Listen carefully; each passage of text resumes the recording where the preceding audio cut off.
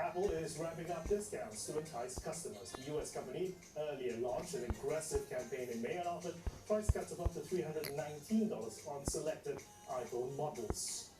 Meanwhile, analysts believe Huawei's strong performance will continue throughout the year. A research firm projected that Huawei's overall smartphone shipments in China will exceed 50 million units this year, and this could make it the #1 seller in the country with a 19% market share. Chinese firms saw shipments surge more than 40% on year in the second quarter alone, and that's bolstered by the launch of its new Pura 70 series in April.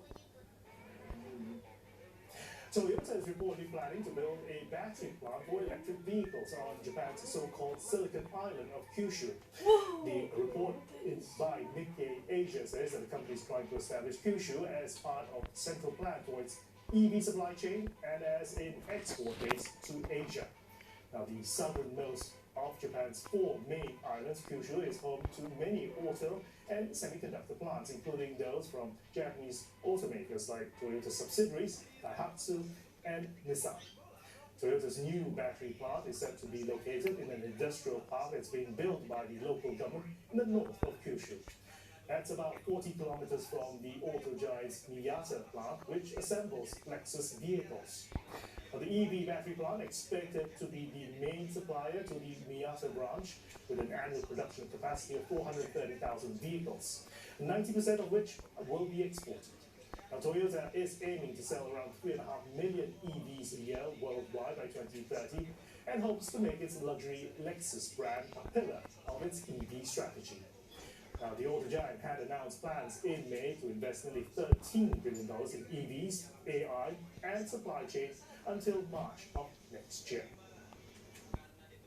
It's time now to have a look at how Asian markets ended the week. They are mostly higher. The Chinese stocks closed slightly up, ending 4 sessions of declines.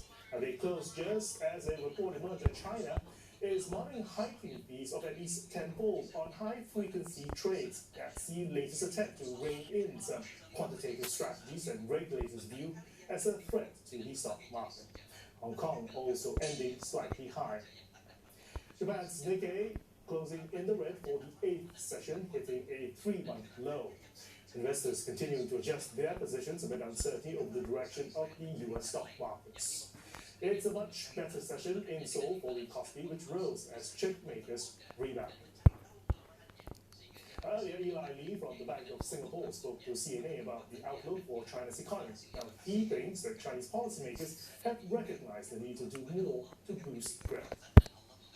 There is a recognition that more needs to be done by the Chinese policymakers to address very, dire near-term headwinds that the economy is facing.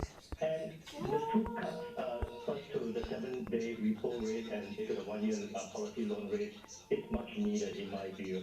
And in addition to monetary policy, I will also add that it's stepping up its fiscal actions as well. We saw just yesterday an announcement of a 300 billion yuan spending to upgrade and trade in existing equipment, and I think more needs to be done to boost demand in the Chinese economy. Now, I think the Chinese economy is struggling with a few issues right now. Internally, I think deflationary pressures are still a concern. Sentiment is still quite weak, and we haven't really seen a decisive turnaround in the property market today. And externally, I think the yield differential, given that the US Federal Reserve has not yet started to cut rates, is keeping the Chinese offshore yuan on the back foot as well. And I think the Chinese policymakers must be quite cautious in stimulating the economy, in implementing monetary loosening policies, that it does not weaken its currency excessively as well. And you're all caught up with the business news. Back to you, Winston. And thanks for that, Lord. And look at news outside of East Asia. Vietnam will later today, the late General Secretary of the Communist Party, that's Nguyen Phu Trong. He died last Friday at the age of 80 from illness. A 2-day state funeral for Mr. Chow is currently underway. Foreign dignitaries at this event include U.S. Secretary of State Antony Blinken and the chairman of China's People's Political Consultative Conference, that's Wang Hu. Thousands of Vietnamese people spent hours queuing last night outside the National Funeral Home, where the casket has been held. Tâm nguyện của em đã chỉ muốn là vào trong phát được một nền hương. Để tiên biết bác ấn tượng nhất của em là bác là một người sống hết lòng vì dân, vì nước, mà bác rất là thân thiện.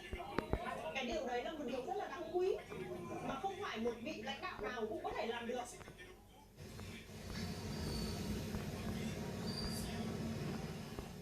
Opening hours at the funeral home were extended for the public to pay their respects to Vietnam's late party chief.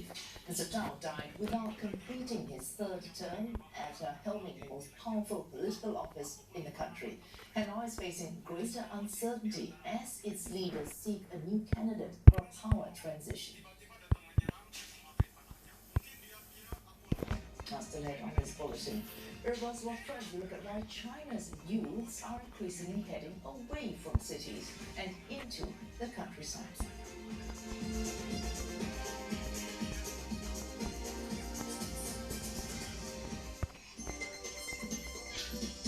Stock picking for beginners.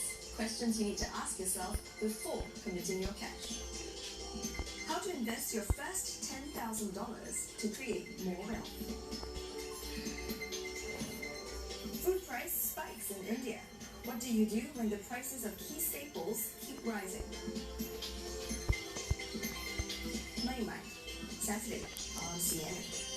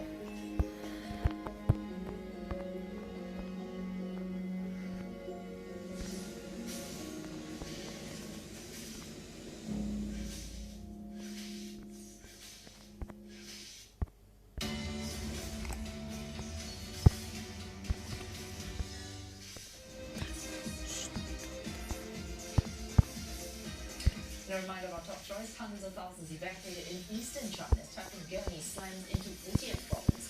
Authorities are bracing for heavy downpours and flash floods. France's high-speed train network paralyzed by malicious attacks, affecting hundreds of thousands of passengers nationwide just hours before the opening ceremony of the Paris Olympics. U.S. military reportedly building facilities worth hundreds of millions of dollars in northern Australia amid continued rise in tensions with China.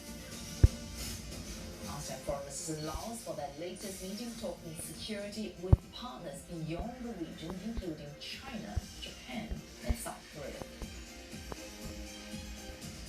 And China's top diplomat Wang Yi says relations with Japan are at a, quote, critical stage of retreat.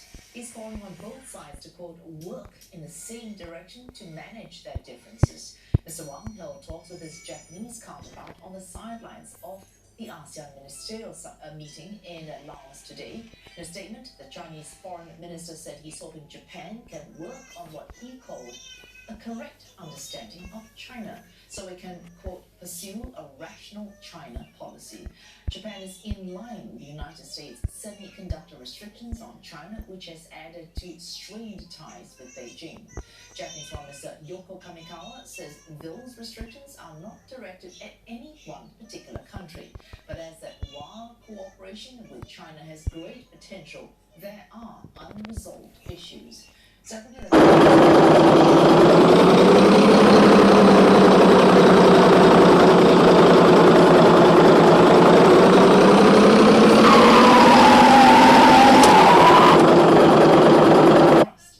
These talks come as ASEAN foreign ministers gather in Laos for a second day, meeting with their East Asian partners behind closed doors to discuss security.